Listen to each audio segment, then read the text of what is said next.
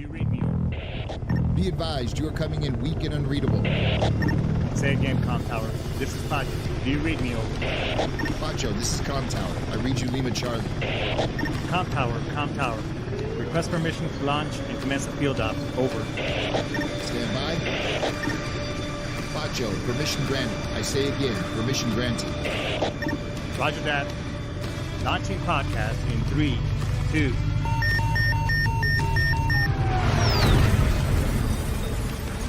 You are now entering the field op with your host, Pacho Correa, Chief Warrant Officer 3, United States Marine Corps retired. Get some. Hurrah!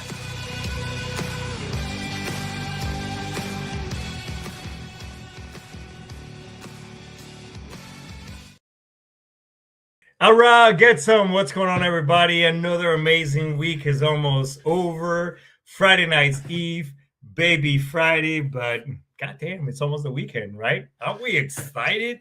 It's great. Hey, Luke, we got an amazing show for you today. I got an amazing guest. I mean, this person is, I like to call her my work wife, and we pretty much talk, I think, like once or twice a day. But before we bring her into the fold, hey, let's just get all the pleasantries out of the way. This show is brought to you pretty much by me. When was the last time? Let me ask you this. When was the last time that you took a real good, nice, hard look at where you stand financially? Do you know your financial independence number? That number that's going to set you free later on in life so that you're funding your money don't run out. And then now you're in your 70s. And I've even seen folks in their early 80s having to go back to work because they've outlived their income. So if you want to implement strategies, because I work with families, retirees, veterans, and just about anybody, and professionals, put strategies together that can set you apart, protect your income and your asset. Because let's face it, SGLI, VGLI, and survivor benefit plan from the military, it is not the best product for us. It's something. However, can we agree that we can take ourselves apart so that our families and our loss and the loss of that income, they don't suffer? So if this is something that you want to learn more and open and just a little bit curious, let's have a conversation. That's not that, you're not there to make a hard decision or anything of the sort. I'm not going to hard sell you, try to sell you a vehicle that you don't want.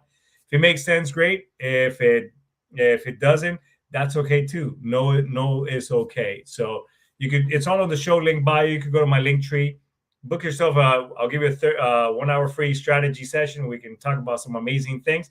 Again, if it makes sense and you're open and you want to implement some things, let's talk.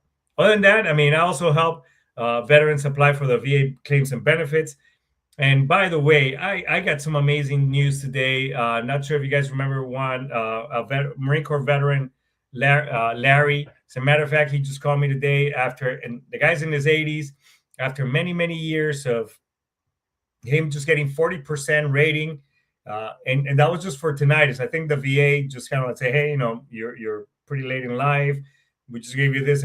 Very minimal payment, which is something better than nothing. Today he called me and we got him finally to 100% disability. And he's also going to get back paid.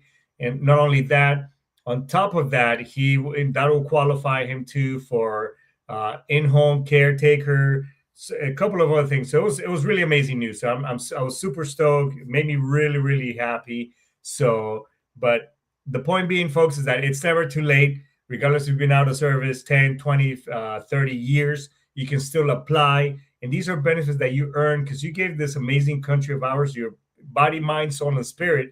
Why not get compensated for it so that, you can family live better? Maybe you want to start investing, applying some other things and whatever else. So hit me up on the show. I can definitely show you how to fish. This is a learning piece because by you learning, you can do it on your own. This is something that I do for my brothers and sisters, paying it forward. So keep that in mind and apply ASAP. All right. So I think that's pretty much it. All the pleasantries. Look, last thing is that in this show, we talk about anything, everything, whether we agree to disagree. That's the great thing about the American Constitution. It gives us our right to agree or disagree. So if you like what you hear, like, subscribe, and follow. You can follow me on TikTok, Instagram, Facebook, LinkedIn. I'm not on Snapchat. That's just way too much social media stuff for me. But You can find me anywhere. Or if you don't like the show, you don't like this sexy Desi Arnaz accent, that's okay. Swipe left. Perhaps go to situated.com and check one of the shows out there. So, but hey, let's talk. Let's have a conversation. Let's listen. All right. I think that's pretty much it. So, hey, this person she's my sister from another mister. I mean, she is amazing. She's got a PhD, an ABC, a PPE. I mean, the lady's done it all. She is a plethora of knowledge. I mean, the lady also does AI thing. I mean, she's got one of them brains that we used to call in the military. She's got like a 20-pound brain, super smart person. So let's bring Miss Dr. Cheryl Hobbs to the show, baby. Brr, brr, brr, brr. So, I always like to say Pacho's in the house. That's right. Cheryl, thanks so much, or Dr. Hobbs for everybody else. The doctor's in the house. Tell us a little bit about yourself, because you got an amazing, you got a very rich and very colorful background. I mean, you're pretty much, man, it's like, I want to be you when I grow up, because I'm still growing. Well, Pacho, I'm just so honored, number one, to be here with you on this show. It is just such an amazing opportunity. And, I always like to say this because I don't take freedom for granted. And so, Pacho, I want to thank you for your service. And I want to thank all the service people on this call to just, everything that you've done and everything that you sacrificed for your family, for us in America to have freedom. Thank you from the bottom of my heart. And I mean that sincerely. Without you and people like you being brave as you have been, we wouldn't have this life that we do. So thank you. So I want to say that, Pacho, because that's me from my heart to yours. So my brother from another mother, right? I make no assumptions about myself. To have a PhD, right? So we'll start there because I want to take you all the way back. I'm probably one of the less likely candidates to ever have accomplished that. When I graduated from high school, Pacho and audience, I had a 1.0, okay?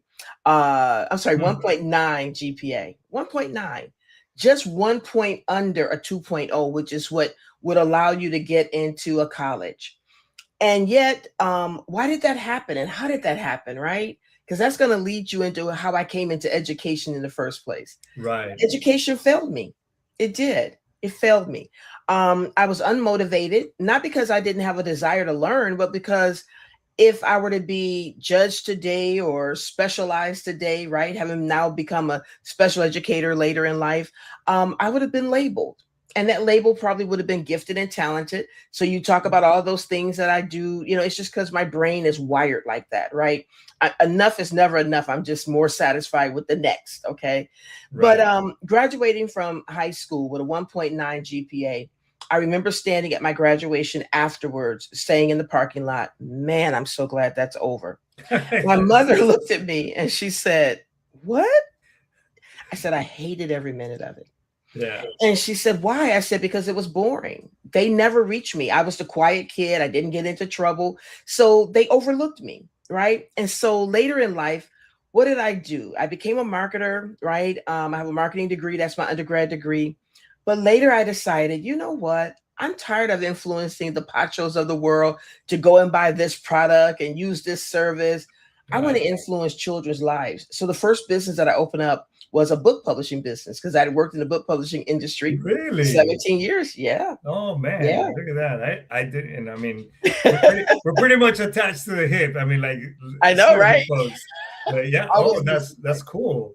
How yeah. and wow, man, this is gonna go so many places, but okay. So, but let's go back to that. I totally relate because my son is pretty much the same way. They wrote him off. He was very to the point where like, oh yeah, your son just kind of comes in here, he'll take tests and he'll pass and whatever. So we just really don't bother him and everything else. But me too. So that was and I just didn't see myself post high school in going to college, even though I was offered scholarships, and a lot of them were, hey, folks, don't hate me for what I'm about to say, but I was actually offered scholarships for dance. I was in, my mom was a dancer. I danced in high school and all that stuff. I just didn't see myself like, you know what, I'm just gonna join the military because that kind of aligned with me. So, but yeah, so they couldn't reach you, and now so like, you know what, I'm gonna help children, change that, and then what? So me helping children was my give back, right? I never wanted anyone, and this is me today as well, to feel like they didn't fit in Right. or that they were undeserving. So I taught my students, until you're better than I am, right? And I'm nothing, then I have not done my job. And I think that's what the world today should be about: pushing others forward, helping them to get ahead, because there's so much about me. This is the selfie generation. We pick up our phones, we take our little selfies, but let's make it about everybody else around us.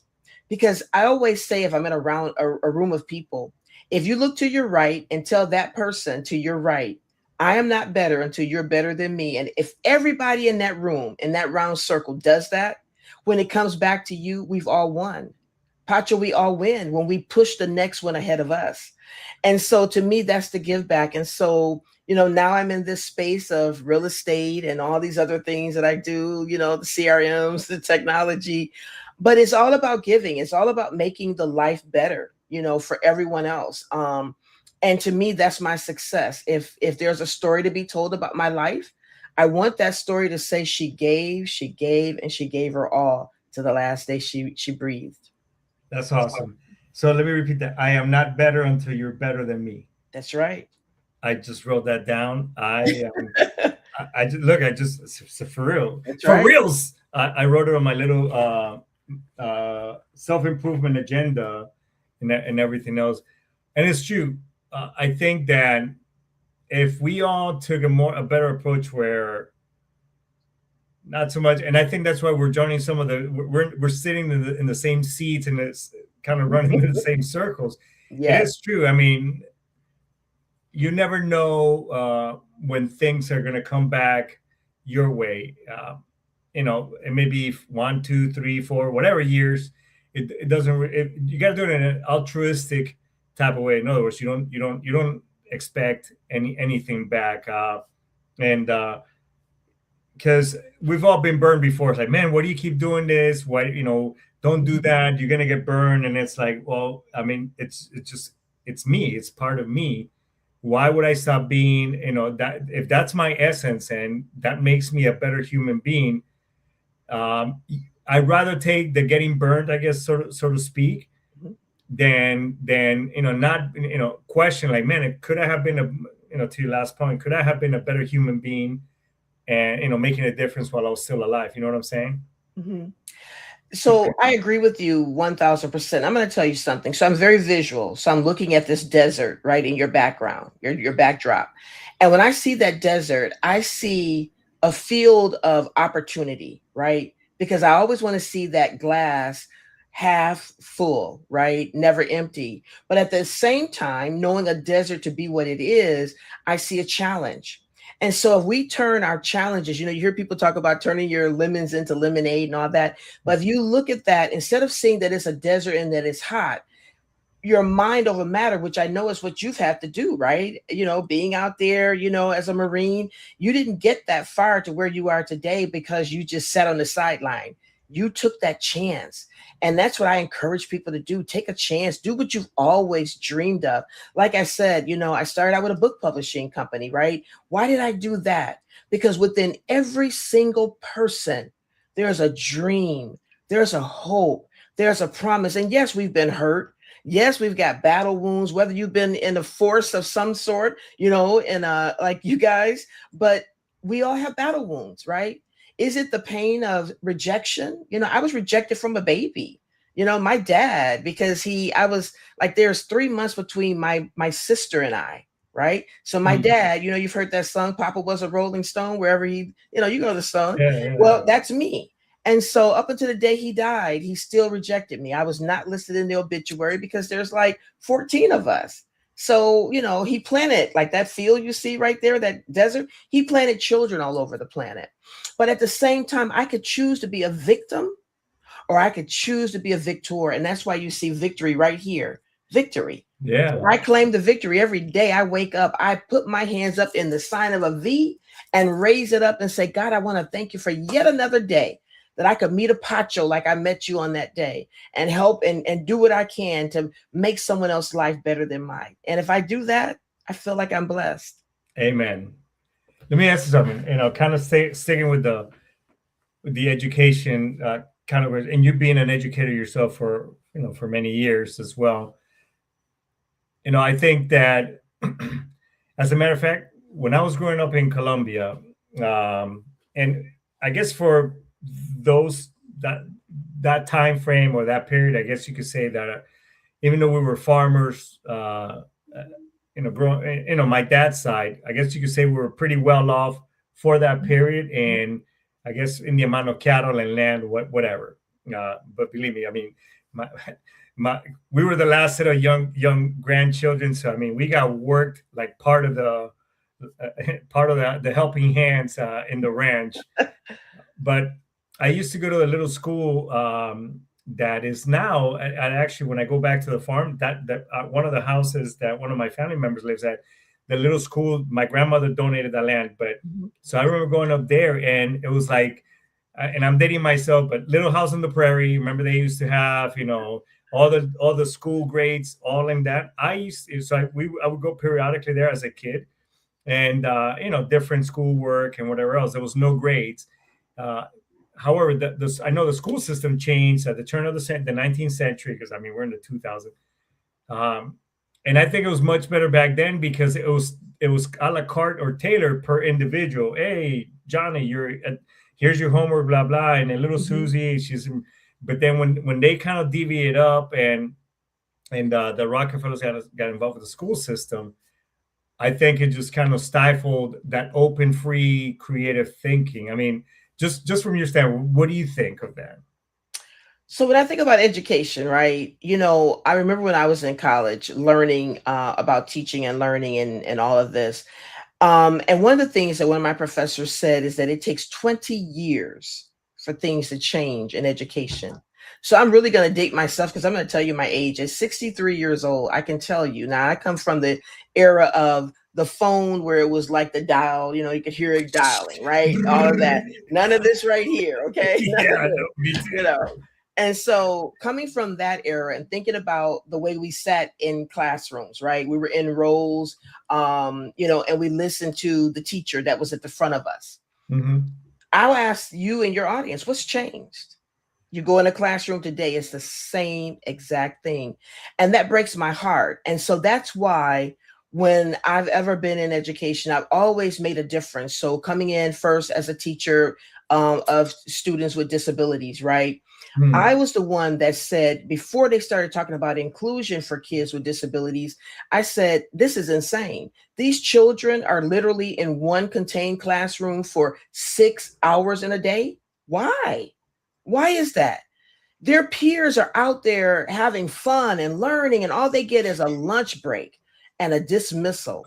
That's it. I cannot stand for that. And I was the first year teacher doing this, right? And I come in and I said, you know what? And I talked to my principal and I said, I want our classes to integrate with everybody else. Well, I didn't get as far as I was hoping, but I did get far. We were at least able to have our classes interchange with other teachers so that it wasn't just me with them all day. They could see everyone else. And then later, because, I'm one of those people, I don't stop. I'm very forceful and direct. And I just have that process of, look, you tell me I can't, I'm going to tell you I can, because no to me means two things. I either need to put a W at the end, which means not now, or I need to put the K in front of that N and a W at the end, which means I just need to know a little bit more.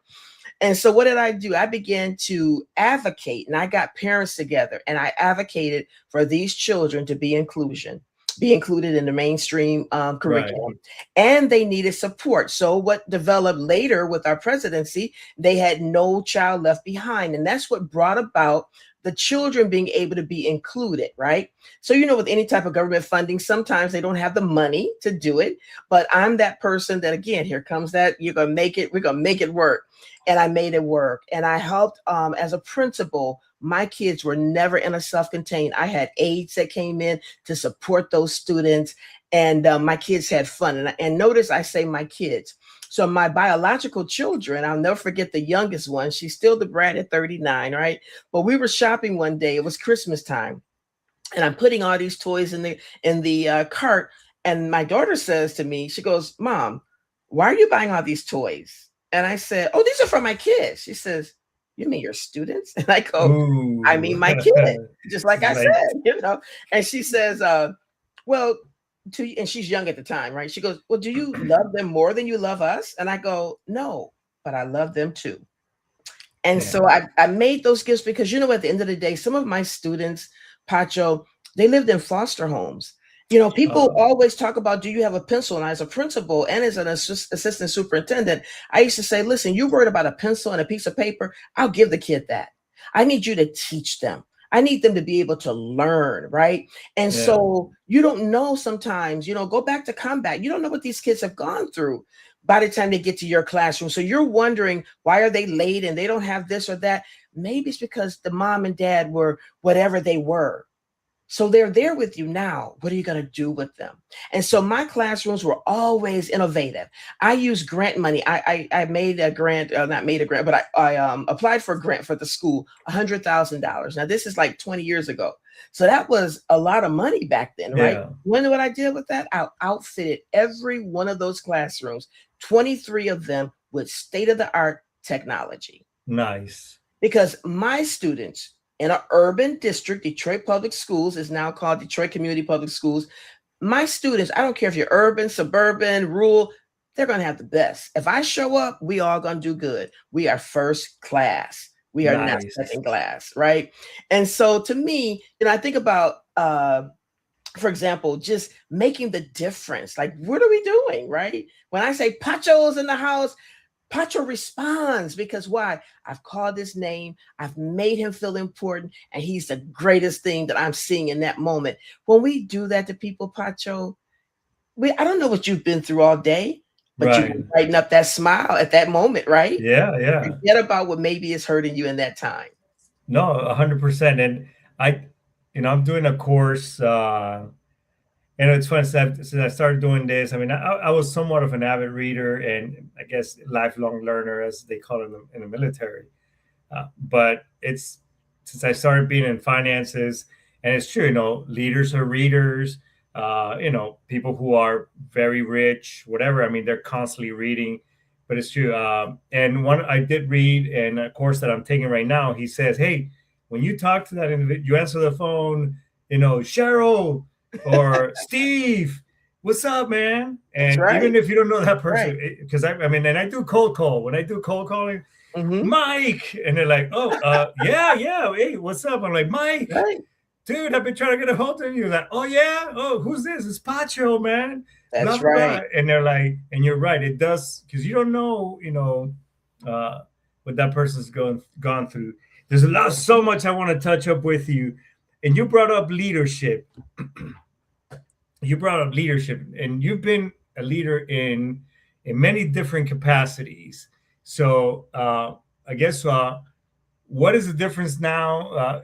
Being a leader as you were coming through the ranks, so to speak, and then now and nowadays in your realm and the things that you do, and you're trying to make a difference. So I'll tell you like this. So I teach leaders how to be leaders, especially female leaders, right? And here's why. Because as leaders, I don't know if anybody could tell, but I'm African-American, okay? I'm a female. No. I know, right? Oh my God. How did that happen? Man. It happened on this show. No. Yeah. But when I show up, I'm one of those women that I have broad shoulders, okay? And so when I come in with a command type presence. I don't do it intentionally. It's just the way my genetic makeup is. Hey. And so when I walk in the room, automatically people, Pacho, have sized me up one or two ways. They can't stand me because for whatever reason, I think I'm this or that. And I'm thinking, no, dear, you think that. I don't think I'm anybody, Right, like right. when people speak good of me or whatever I've done, I'm like, oh, I don't know. That's not me. I don't know. That's just crazy. But I find that in leadership, I teach women, you already have the power, you've got the position, you've got the title. Because in our society, regardless, they see men as being that stern person and they see women as being the nurturer. So show up. You've got the wisdom, you've got the knowledge, whatever you bring to the table, but show up in a way that invites people in, that brings them into a space of comfort, a space where you listen to them and you help them and you're serving them. A lot of times in leadership, people don't like to think about that, but leadership is serving. It means that I am washing your feet, right? Because you got to get out there and do what you have to do. It means that I take a humble road because, again, it goes back to if we all build up on the talents of one another. Like, I am not afraid of smart people who are smarter than me. I want you in the room. You want to know why? Because you know what I don't know. And if we put our combined knowledge together, that's a powerhouse. Like, just imagine the things that we can do, right? So if we're building something, you know how to put the engine in, good. I can put a door on, right? You can put the wheels on. So, everybody, and now what? The car runs. But when you become intimidated by strong people or you become intimidated by people you perceive as being smarter than you, that's when you fail. So when you take that road of Pacho, tell me what I don't know, help me to do what I can't do, then now we're building something fantastic. And it's long lasting. And there's no, I'm not jealous of you and you're not jealous of me. We're in this together. You sink, I fail, we all mess up, right? But if you succeed, we all grow and we all get better. And so that's what I think about with leadership. And I also wish that people who are in leadership would take off the commanding force of trying to just dictate. Like, that day is gone. I don't know if you know about these young people today, but they're not going for it. Only in the armed services, right, can you dictate and command. But out here in this other part of the world, in civilian land, you have to come in with a kinder approach because people are wounded. People are hurting and they've already had a boss like that one and they don't need you to be the next one. And so the resistance, so you bring people in, invite them in their space. But how do you do that? Like you said, Pacho, and the way I do it in real estate, when I call you, I don't know who you are, but I'm like, Pacho, how are you today? Listen, I heard you were looking for a property that's located at 233, whatever it is, right? And then what does Pacho say? Pacho goes, hey, because Pacho thinks he's just met a friend. Because guess what? It's genuine, because if he talks to me long enough, he will have met a friend. I can't tell you that not one of my clients in real estate or whatever industry that I'm working in at that time are not still with me today as a friend. And that to me is very important. So I don't meet a person, right? And I look at you, Pacho, I learned so much from you. Like today with this podcast, I admire you. You're reaching people and you started out with reaching to them like, I'm just here to help you by educating you. Whatever you decide to do, and you know so much and you've helped so many people to become wealthy. And Pacho, I just say hats off to you and salute because your heart is so kind. And this is unscripted. Earlier this morning, you said we don't talk twice a day. Pacho, I think it's like 6. I don't know what your husband, right? My husband and your wife are saying, but it's exactly. We're texting, we're calling. Why? Because of the genuine connection. And one of the things that I said to you that is so important to me is that this is genuine. Like, we are genuine. The people who we say we are, we say we're here to help you, and we are. There's nothing in us that's saying we're out to get you. No, you've already been gotten by enough people. When we show up, we're not going to be the next one. Hell yeah, that's what I'm talking about. So, and you talk about you mentioned something yesterday about the importance of building and connecting. So and build, and I know we've been building and kind of visiting and connecting, trying to build a huge community. So why is it important to connecting one another and kind of branching out and reaching out within your resources? Because like you said, I don't know everything and neither do I, but I got a guide. So can you, why is that important? Why is connecting with one another important in building a network? Because isolation is only contained with your own knowledge. Right. Right. So when you isolate yourself, all you are equipped with is just what you have. Right. So if you think about the expansion model of life and just thinking, you have to go out and you have to learn how to employ other people in your space, right? And Yeah. sometimes because we have been hurt, you touched on that earlier, because we've been hurt. And again, remember I told you I was rejected starting from a baby. So rejection to me is huge, right? But I Right. had to learn through rejection that, Cheryl, you can't discount people because they make a mistake or because they fall or they don't do this or that or meet your expectation. You have to just go ahead and say, you know what, to a point now, because God's still working on me.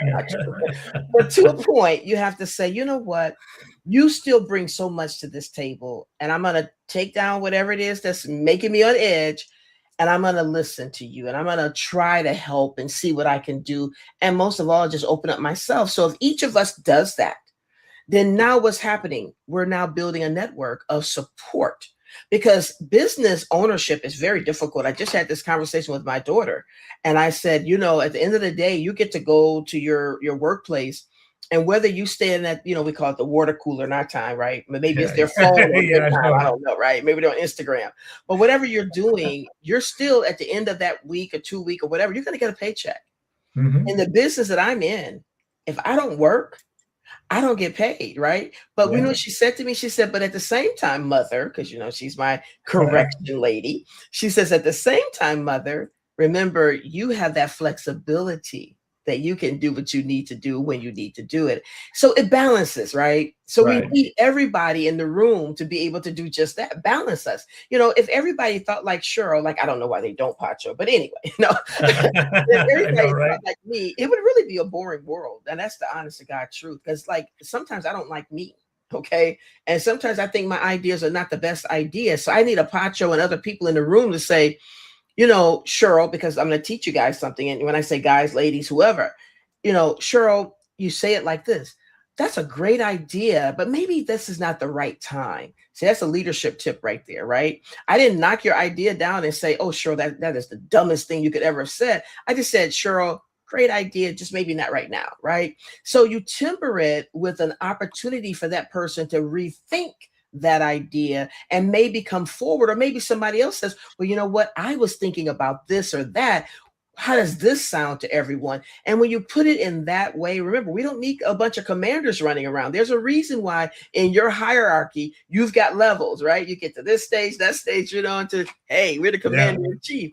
But you have to get to that point, right? And so organically, when everybody is just kind of connected and interconnected, it's a beautiful place. I tell you, I've said this to you before. I love the optics when the four of us together as two couples, like the optics are amazing, and I'm sure people look and go, oh my God, like, look at this. And we're like, this is a wonderful thing. We are happy. God is good, So that's what I think it is. When we bring more people into space, it invites everybody in and it makes the world a better place.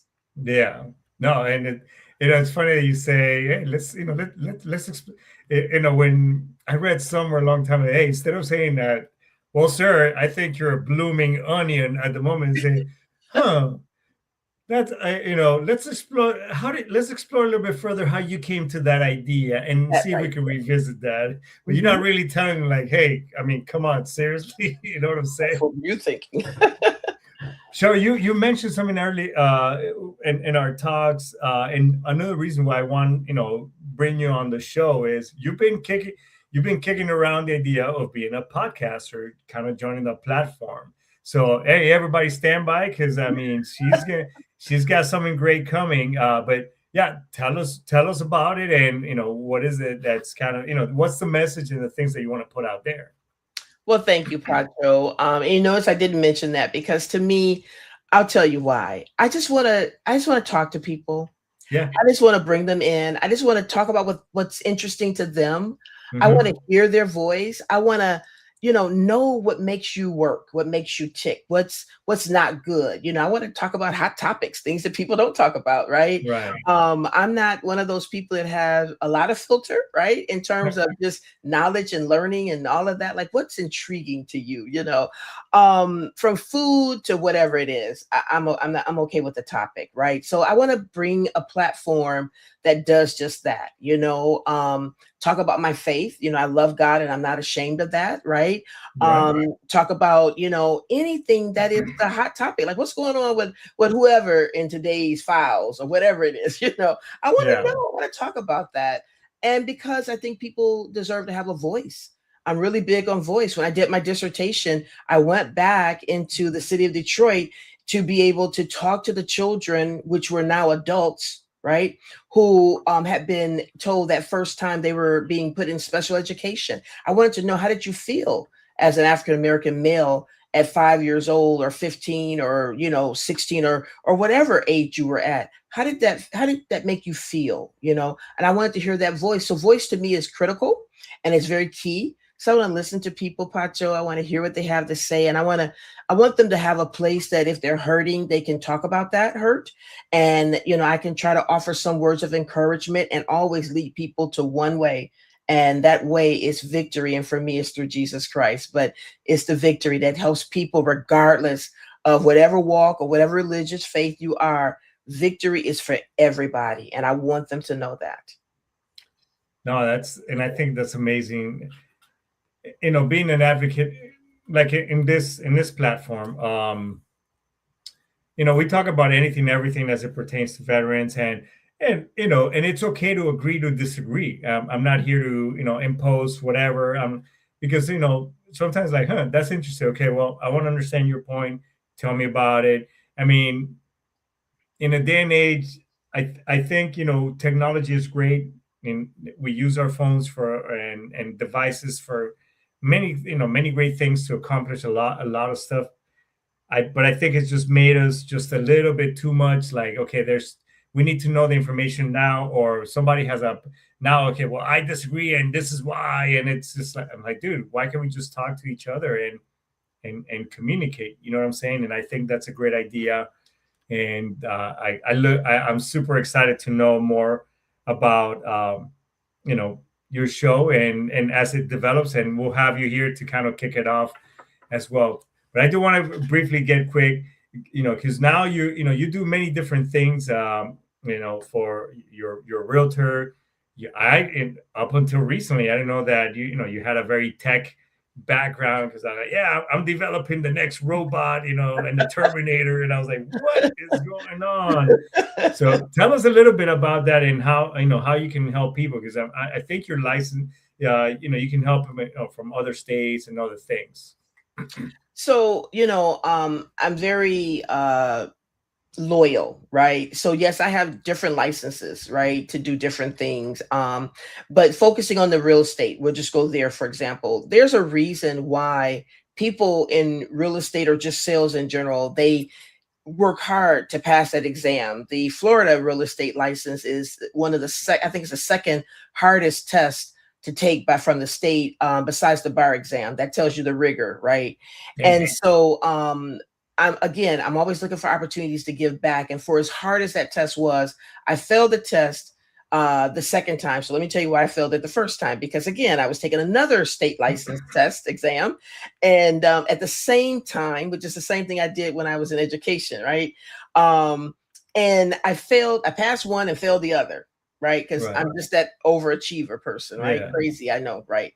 But when I did that and I realized how hard it was, and then I also realized how hard it is to get leads, right, to talk to people and have them convert to like, now you're going to be a paying customer. Right. I decided, again, how can I fill that gap? How can I make real estate agents and other people in the sales space be able to have leads that, one, they don't have to nurture.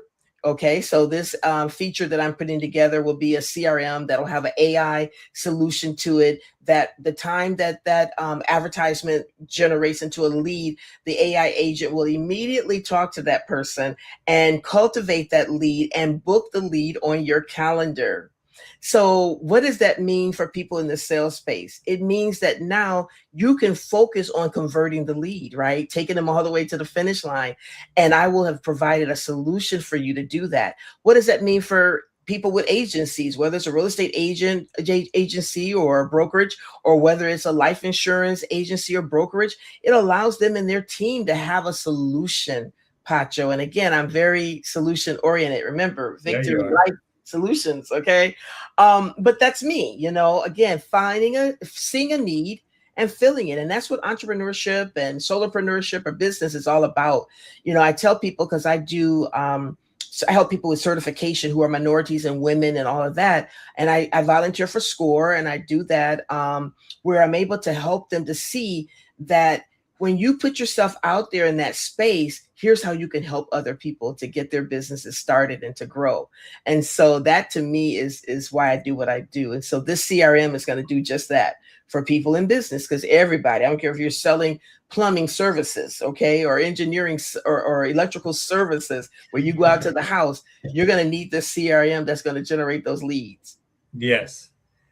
Well, let me, as we're getting ready to wrap things up, and by the way, we're definitely gonna bring you back, because this has been a really amazing show. Oh. But so right quick, what advice would you give someone who feels stuck in life or their career? Wow. So I love that. I love that question, because so often we are our own worst enemy. And we're like the tires that are rolling around in the mud, trying to get out and can't get out. And we've pushed the gas pedal, we've put the brake on, we've reversed it, we've tried to go forward, and it just seems like it doesn't get through. But I'm going to say to you today, step out of yourself, get behind yourself like you would with that vehicle, and push yourself out. Damn. Because sometimes help is not coming. You may just be the help you need. And what is that? Instead of having a fixed mindset, have a growth mindset that says, I can, I will, and I have. And when you have that,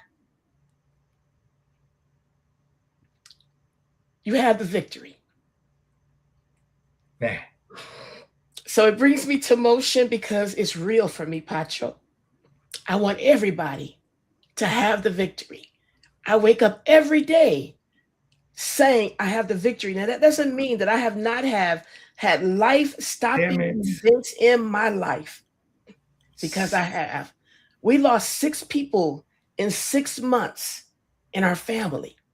But through it all, we claimed the victory. So that's what I would say to your audience. It's yours. God damn, you are an overcomer. Don't let anybody stop you, because you have the victory. You have it. It's yours. Sorry. No. But it's real. It's really real for me. This is not fake. I can't put on a face. I could put this shirt on, I could put on, my eyelash, mascara, but I can't put my heart on. It's real. That's what I want. That's beautiful. That's beautiful. So if someone wants to reach you, Cheryl, how can they do that? Well, they can reach me at victorylifesolutions.com by looking on my website, or they can call me. I'm not afraid to give you my phone number. My phone number is 954-800-5677. That's 954-800-5677. And the fact that I gave you my number tells you I'm that real person. Okay. Like I tell people all the time, look, you either like this or you don't. This is as good as it gets, or as worse as it is. Here I am. But I thank you, Pacho, for the opportunity. If there was one person that could hear my truth and feel my heart, mission accomplished. Wow. I love you, Dr. Hobbs. I love you, my brother from another mother, and you call me your sister from a mister. God is good. And Daryl is right up there too, man. Huge Yes. shout out to my man Daryl. 45 years, that's my honey, right? Man. Now, 45 years, you don't get to where we are because you didn't have struggles. Mhm. You get to where we are because we overcame those struggles. Yes, we ma'am. were separated for 10 years, Pacho, right? Wow. But God brought us back together. So that's a miracle and a testimony. But that's for another story, because there may be someone that needs to hear that story. Yes. Cheryl, we'll definitely bring you back. This has been a great, man. Yeah, we're gonna talk some more after this, because now you got my mind like, oh man, because every time we get together, it's like, oh, we could do this, we could do Yes. that. But 100%. Thanks so much, Dr. Hobbs. You're an amazing individual. I'm sure we'll be talking today, tomorrow, and the 10th of the weekend. I'm here. Yeah. Thanks so much. Thank you so much for what Take you care. did. Bye-bye, everyone. Bye-bye. What an amazing individual. I mean, this was a great conversation. Man, she made very few guests have made, have maybe brought tears to my eyes, and very few shows. But it's amazing when you have a great vibe. You're talking with that individual, and we're just kind of going back and forth. I mean, and that's what it's all about. So, I think this brings me to my last talking point, is that, being, whether we agree or disagree, whatever the case may be, we're all human beings at the end of the day. So when was the last time you checked on a friend? When was the last time you did a buddy check? It's been a while. One thing that us service members, or even us, anybody, we let life kind of take over us. And in a day and age where we're walking around with these devices, we're still building such a huge gap amongst each other. So with that being said, pick up the phone, do a phone check. Doesn't have to be military related.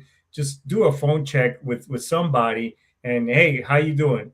Is everything all good? What can I help you? Do you need me? Do you need to talk? Talk to me. What else? You know what I'm saying? So keep that in mind, and that's your homework for the weekend. So, but what an amazing show. With that being said, everybody, I think we're going to index right over here. So, Tomas, Daisuke. I'll see you later next week. All right, get some. Bye-bye. Peace.